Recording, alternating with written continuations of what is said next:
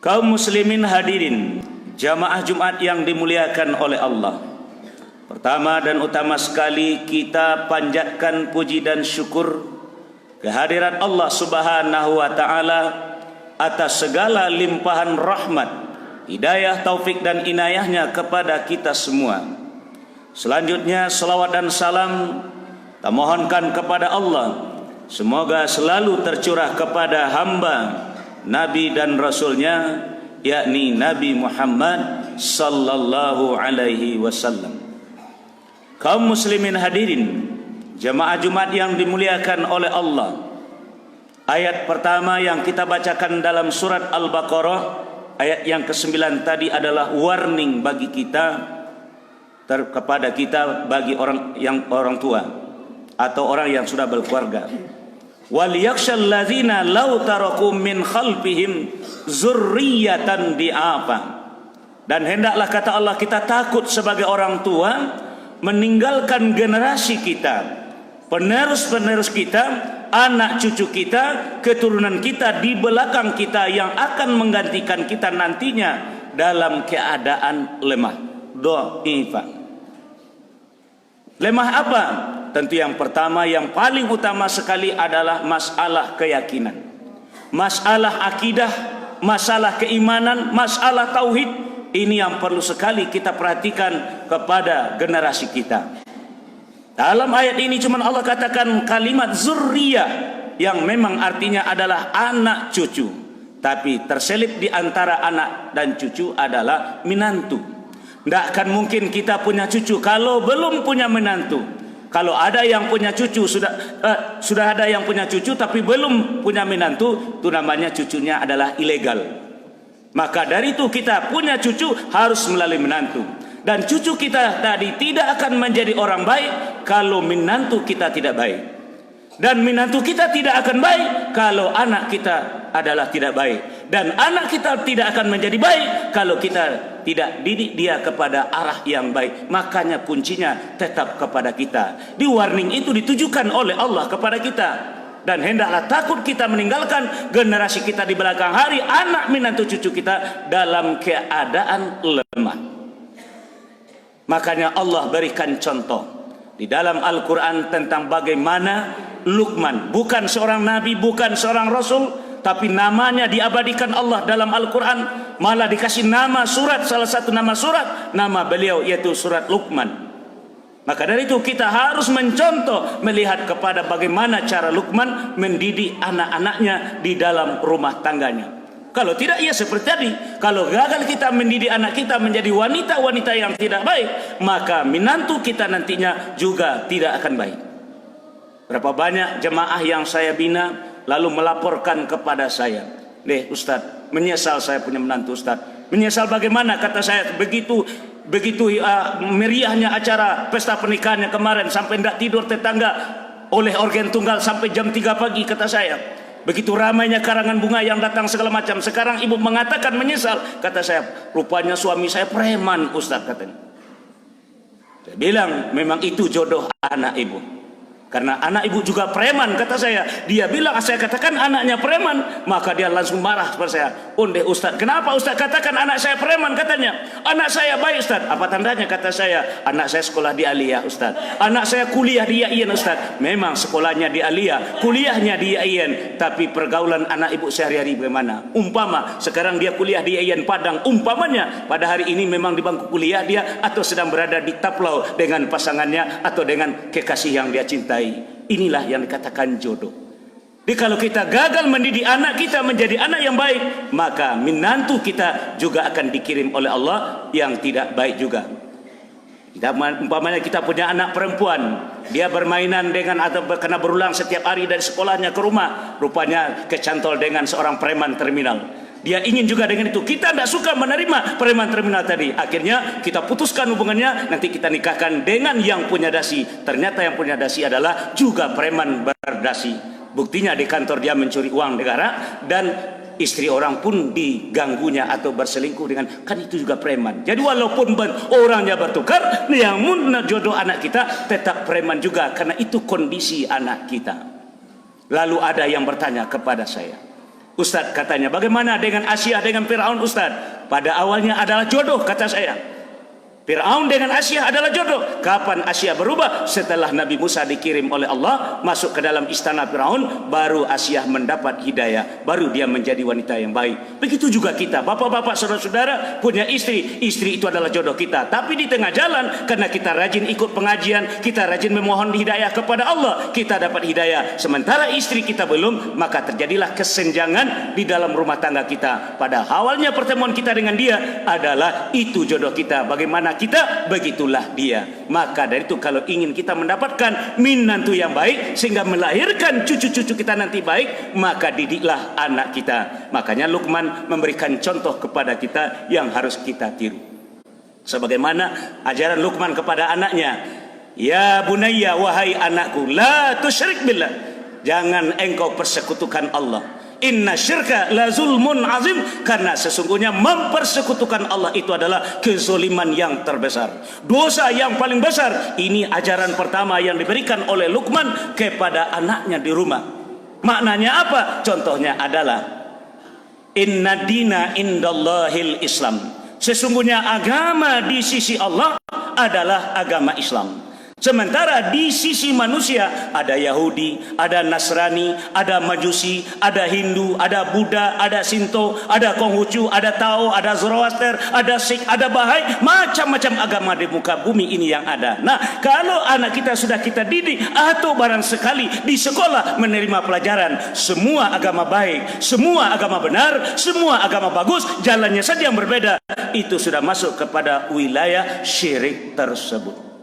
Karena Allah sudah katakan satu-satunya agama yang ada di sisi Allah sejak dari Nabi Adam sampai kepada Nabi Muhammad SAW hanyalah Islam. Tidak ada agama yang lain di sisi Allah, hanya satu saja. Lalu sekarang kita membenarkan semua agama sama, itu berarti kita mempersekutukan Allah dengan Tuhan agama orang lain. Karena di luar Islam Tuhannya bukan satu, tapi ada yang dua, ada yang tiga, ada yang macam-macam lah, banyak Tuhannya. Yang dua contohnya Majusi, Tuhan terang, Tuhan gelap, Ahura Mazda, Rahura Mazda.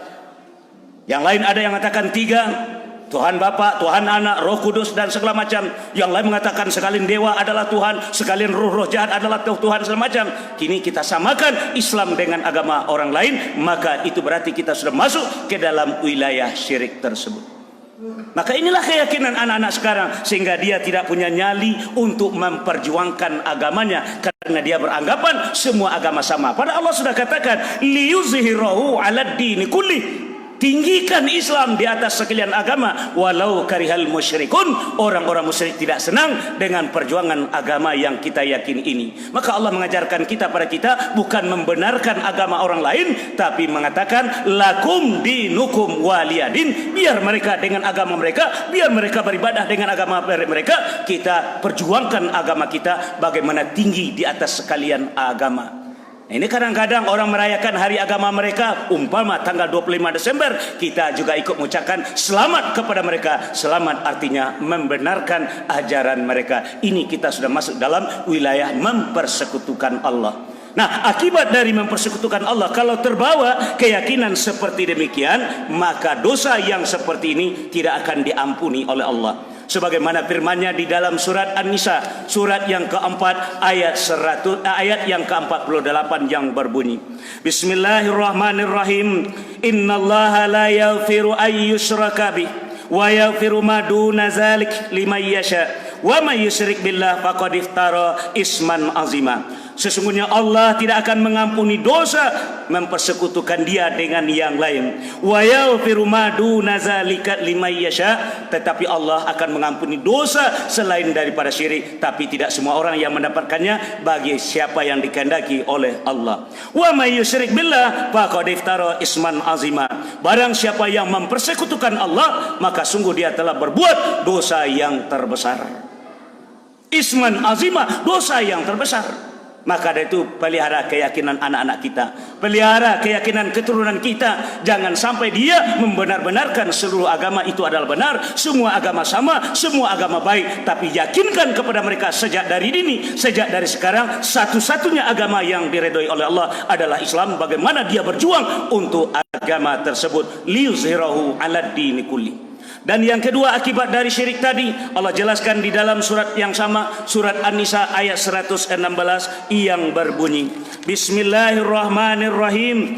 Innallaha la yaghfiru an yushraka bih wa yaghfiru ma duna dzalika liman yasha wa may yusyrik billah faqad dhalla dhalalan ba'ida. Sesungguhnya Allah tidak akan mengampuni dosa syirik, tetapi Dia akan mengampuni dosa selain dari syirik bagi siapa yang Dia kehendaki. Kenapa tidak diampuni dosa syirik? Wa may yusyrik billahi faqad dhalla dhalalan ba'ida. Barang siapa yang mempersekutukan Allah, maka dia sungguh telah sesat yang sejauh-jauhnya.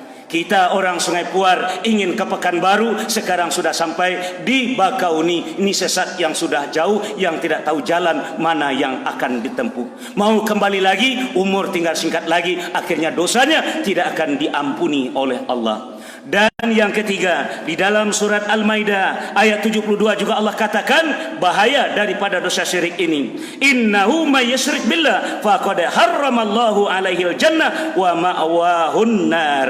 Sesungguhnya barang siapa yang mempersekutukan Allah dengan segala sesuatu, maka Allah haramkan bagi mereka surga dan tempat mereka adalah neraka. Na'udzubillah summa na'udzubillah. Maka dari itu kaum muslimin, hadirin jemaah-jemaah yang dimuliakan oleh Allah, mari kita mulai dari pendidikan rumah tangga kita. Apalagi kita sebagai orang tua, Allah berikan contoh kepada kita melalui Luqman tadi. Ingatlah kata Allah Luqman ketika dia mengajar anaknya, memberikan pendidikan kepada anaknya, ya bunayya la tusyrik billah, jangan kalian persekutukan Allah, inna syirka lazulmun azim. Jadi yang pertama yang ditanamkan pada keluarga kita adalah akidah, bukan ilmu pengetahuan, bukan fisika, bukan kimia, bukan matematika, bukan bahasa Inggris, tapi keyakinannya yang perlu kita benahi terlebih dahulu, akidahnya yang perlu kita mantapkan terlebih dahulu.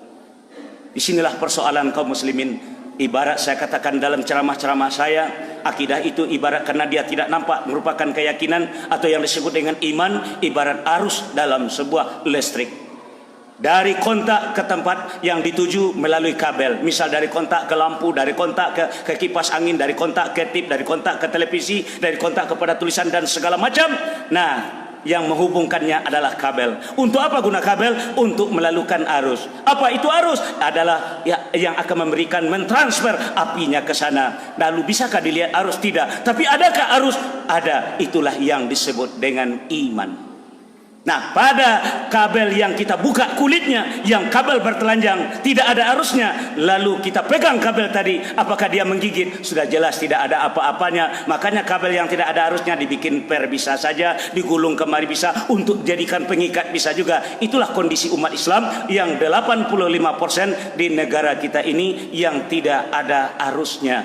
Dipermainkan oleh orang yang 15%, bukan 15%, katanya 9 orang yang mengendalikan umat Islam yang 85% ini. Dari yang nomor 1 sampai kepada rakyat jelata dikendalikan. Kenapa? Gampang dikendalikan karena arusnya tidak ada. Dahulu Belanda menjajah kita 350 tahun atau 3,5 abad, tidak bisa memegang kabel itu, tidak bisa memegang rakyatnya. Kenapa? Karena mereka semuanya punya arus. Yang tidak punya arus adalah kabel-kabel yang rusak, penjilat yang sedikit atau angku damang dan segala macam. Itulah yang bisa dikendalikan oleh Belanda. Tapi yang masyarakat yang dibina oleh para ulama dengan kitab suci Al-Quran ini tidak terganggu sedikit pun oleh Belanda ketika itu. Pada hari ini tidak membawa bom, tidak membawa meriam, tidak membawa senjata, hanya membawa modal kosong saja ke negeri kita. Tapi karena kita tidak punya arus tadi, maka gampang dipermainkan, gampang jadi anak buahnya, gampang disuruh-suruh, gampang dibentak-bentak oleh orang yang di luar Islam tadi. Na'udzubillah summa na'udzubillah. Inilah kelemahan kita umat Islam pada hari ini, yang dibayangkan oleh Nabi seperti buih di tengah lautan atau hidangan di atas meja. Gampang dipermainkan, gampang diopor, gampang diserahkan dan segala macam.